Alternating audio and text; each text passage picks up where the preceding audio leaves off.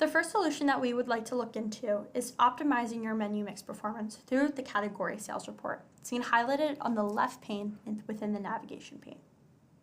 This report is incredibly important to hotels to really understand your product mix broken down. Understandably, your product mix is dependent on factors such as revenue center and meal period. For example, Slingshot Cantina will most likely sell more alcoholic beverages during dinner than lunch or breakfast, and will serve less food in the bar versus in the dining room. Therefore, best practice when looking into the report generator is to be specific and parse out your revenue center and meal period when applying report filters. Our overall goal of this report is to identify your food and beverage breakdown, and from there, be able to identify areas of opportunity, drilling down on certain high margin items. The goal is to determine the signature driver within this outlet, realizing that this is an upsell category that is incredibly popular as well as contributes most to your gross sales. This category is a staple to your outlet's sales and profitability.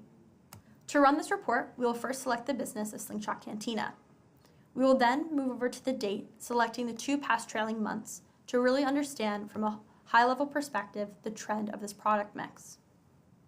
Conversely, the trend date allows you to understand how something is behaving over a period of day, week, or month, and comparison allows you to look into the same day last year. After selecting the date, we'll move into Revenue Center, clicking the specific Revenue Center and the specific day part. Next, we will look into category, rightfully so, the name category sales. We will drill down to categories that you want to upsell and are drivers for your business.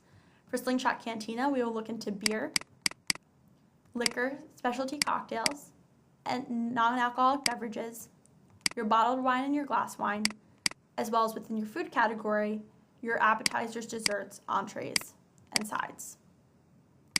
After selecting category, we'll look into metrics, making sure that we click on gross sales, average item price, and item quantity. We will then run the report and see what happens. After running the report, we will ask ourselves the following questions listed below in order to find our signature menu items and determines which ones are most popular that we should continue upselling. Again, to remind you, the overall goal is to identify your food and beverage breakdown, and from there be able to identify opportunities for high margin items.